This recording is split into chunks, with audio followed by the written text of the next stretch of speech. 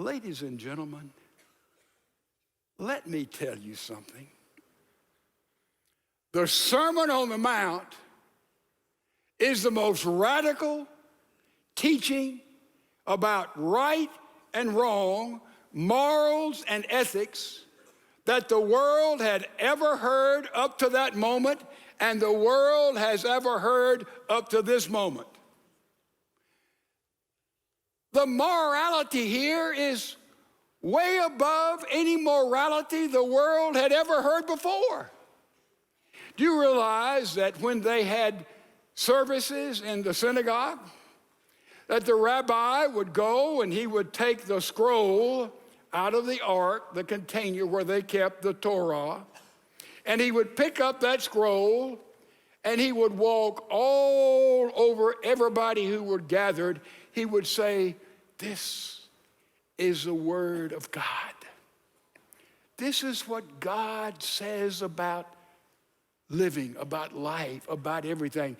And he would walk around with that scroll in the synagogue and make sure everybody saw the word of God.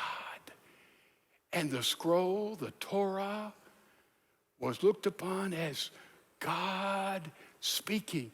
And it was in awe and reverence. And they took it so seriously, they said, if somebody didn't believe one phrase in the Torah, you're going straight to hell when you die. And so they reverenced the Torah. And here was Jesus standing up saying, the Torah says this, but I say unto you. Let me tell you, those Jews, every one of them, they were stunned, startled. They said, who is this guy? Who's his mother? Who's his daddy? Where did he come from? What rabbinical school did he attend? Well, what's his background? Has he even been ordained?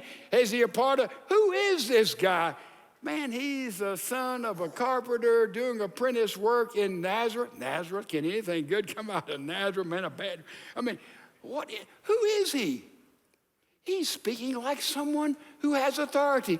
He is speaking about God. He's saying, this is what the Torah says. By the way, he wasn't offering a commentary or quoting some scholarly rabbi.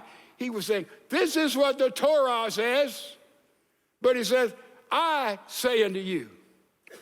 And then you know what he said? In 6 clear illustrations and others in the Sermon on the Mount, he took what they thought was right and what they thought was wrong, and he elevated up and up and up and up. He said, not only what you do and what you don't do determines what is right and wrong. Now get this. Jesus says, what your motives are, what your heart says, what you think about in your mind, in your imagination.